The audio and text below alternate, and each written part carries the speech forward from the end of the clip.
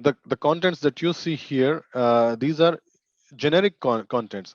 Some of them might not be very much useful, some of them will be basic and they will be useful, but there are other things that I was discussing, such as JSON, parse JSON, and custom connectors, HTTP request.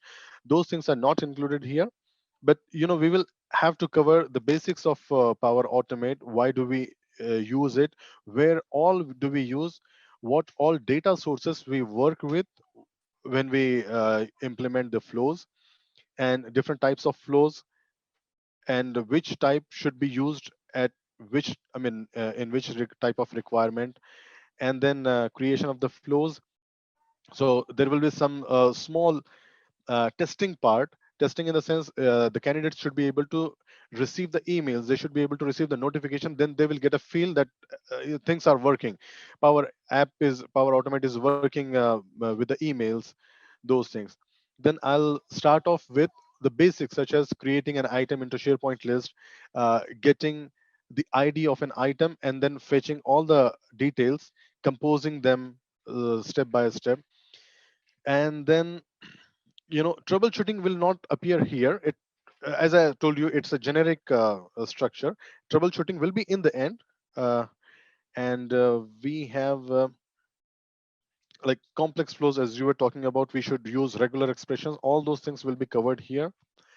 And connecting with different data sources, uh, you are working with the parallel branches, especially when we have to send reminder emails while working with the approval flows. And connecting, integration of Power Automate with Power Apps, triggering Power Automate flow when you are inside a Power App using a button or using any other event. We have to configure that way. In flow, which I will cover, such as there is a trigger when an item is modified, and if you are updating the same item, it will trigger itself once again, and it goes into an infinite loop. So how to handle that thing? Because it's used 90% of the times in the organization, and they eventually get stuck up with that infinite loop. So I'll cover that. um, then yeah, I'll also show what are the components that are in the admin center, what we can do here. And AI builder is mentioned here. However, we can touch upon that, but mostly we have to first focus on the Power Automate, the flow components itself. So we will also touch upon AI builder, but it's a generic thing. There are so many things which are missing: JSON, HTTP, custom connectors. And in the end, there will be practice test and then interview questions. Yeah, I have gathered interview questions from various organizations. It's not only about interview question, candidate preparing for interview. It's not like that. In interviews, the panels, they ask the issues that they are currently facing. So we should be aware of those issues, and we should be able to resolve these issues. So that will be beneficial of in our current organization, in our current projects. Yeah. So these are some generic things, like who should take the training, who is the trainer, those things. You're mentioning about some lab, and Yeah. as per you, what will be the practical lab session and what will be the theoretical explanation session? What will be the contribution towards that? Okay. So when I will start sessions, I will share my screen, and that will be everything.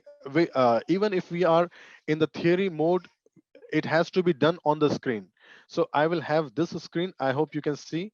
And this is my personal trial tenant, and it's a fully functional tenant where I can show different types of flows. So I'll start off with this. And once I create the user accounts of all the students who are attending this training, I will create their accounts. They will be able to use the same link, they will be able to log in with their credentials, and they will start practicing. So I can also monitor what they are doing. I can assist them for any issues that they are facing. They will definitely face issues. So it will be, theory will also be done here, practical will also be done in the same lab. When I Uh, deliver the sessions, they have to make take notes on each of the topics. Especially, I will emphasize where the notes are, mandatorily be taken. So I'll take care of those things. Thank you. Thank you for taking us through the content. Could show, let's say, one of the illustrative example. Like if you have to Yep. explain or if you have to train for one of the flow, can we just have a quick Right. uh, demonstration of that? I Sure. mean, what is your style of teaching All right. that Yep. you? Uh, we are inside the studio of Power Automate where we create different types of flows. When we go to the new flow, we have a few options. You have to take note that only three of them are very important. They are used 90% or even 95% of the times.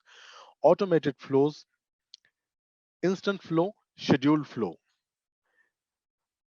Later, we will touch upon desktop flows, business process flows, but these are mostly used and these are the real flows.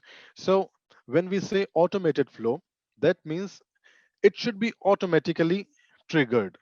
When something happens, when an event occurs, it should automatically be triggered.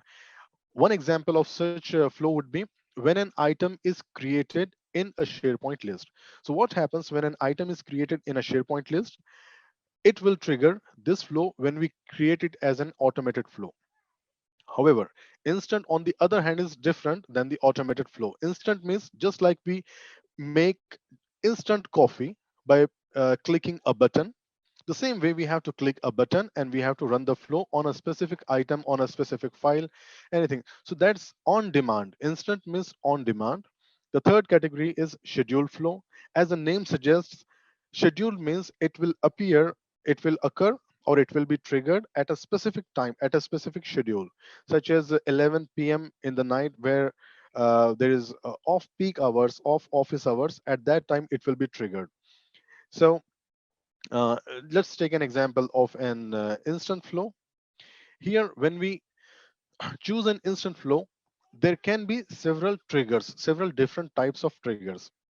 Uh, one such example is when you are inside a SharePoint list, when you select a file, you can run a flow on that.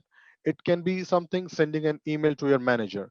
So if that's your requirement, we will say we will select a file, right?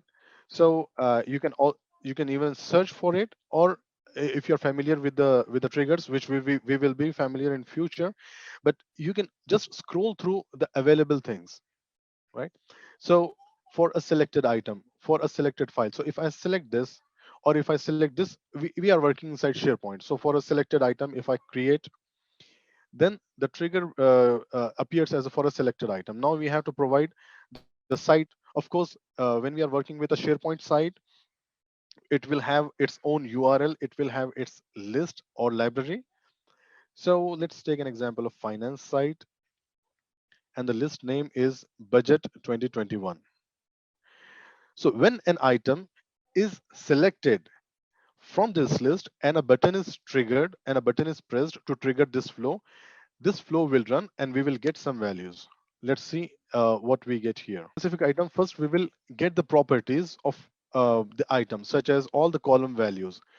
To get the properties, the step is called as get item, right? There's a difference between, let me zoom in. There's a difference between get items and get item. As the name suggests, it's a singular and plural. When you want to target a specific item, you will use get item. When you want to target a group of items, such as filtered by city, filtered by skills such as Java, you will use get items. But we are targeting a specific item, so we will use get item. Now, this step will ask you what item are you looking for. So we are looking for the same finance site and budget 2021, and which ID, whatever item we have just selected in the trigger, we want to get the complete detail. The difference here, in the first step and the second step, is that the first trigger only selects the item, whereas the second step will get its complete information. So the ID is going to be the same. Let's click here, and here we will see dynamic contents. So this is our uh, starting point of our learning of Power Automate. What we see here, this box is called as dynamic content. If I click somewhere else, it will disappear. If I click again inside this box, it will appear once again. So what this means is, whatever values are coming from previous steps, they all will be available here for you to select. So previously we had just one step, that is a trigger, and this step is giving us the value of the item ID. So let's select that. Now, as you can see, the dynamic content at the moment has just one thing, right? ID, and the step name is for a selected item. This is a step name, as you can see here. Now let's see if we get some more values in the dynamic content. If I type um, in the programming, if you are familiar with the some programming concepts, we simply do printf. We want to show the values that we have recently received, so we will use printf. In Power Automate, we use a step called as compose. Compose means nothing but composing a message, composing the value of a variable, or the previous values that we got from the previous step. So let's type in compose, and I want to compose whatever values I got from this step. So I'll just click here. The dynamic values box will appear, and now you will be able to see from the get item steps, I'm getting so many values, right? And from the first step, I'm getting ID and some more values which I can show in the form of a composed message. So let's see. I want to just display mm, the title of the item that I'm selecting. Let's run it. So first we have to save the flow. Now let's go to our finance site 21.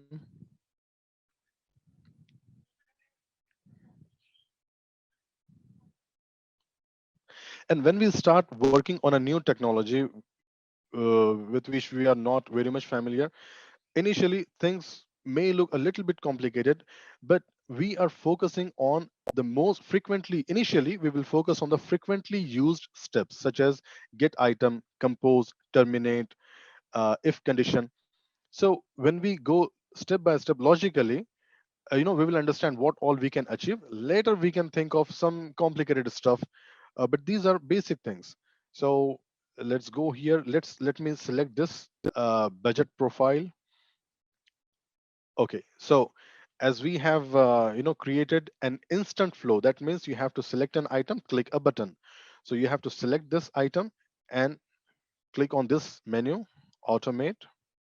Okay, it will appear. It may take some time. If it's a newly created, okay, it has appeared.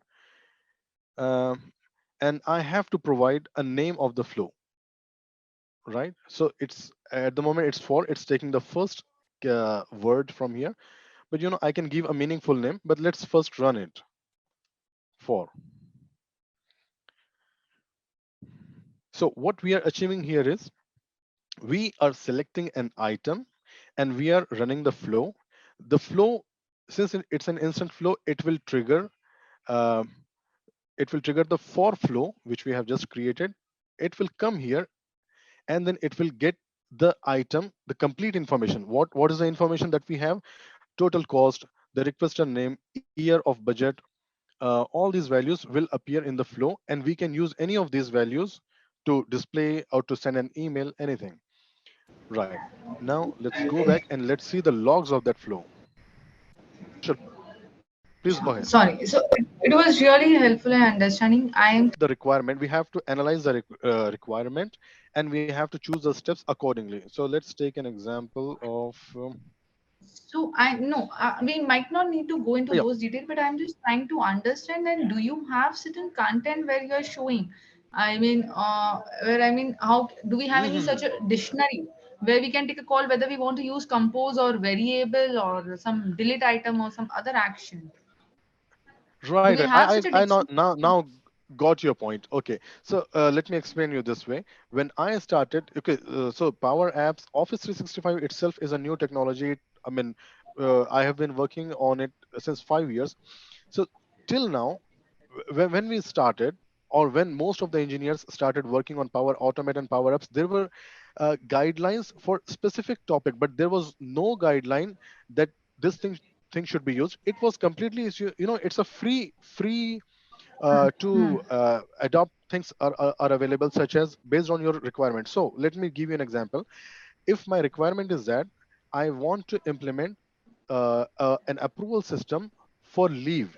If a user applies for a leave, it should trigger an email. It should go to manager. If the manager approves, then the second stage should be, it should go to HR. If the HR approves, finally it should send back an email notification to the employee that your leave has been approved.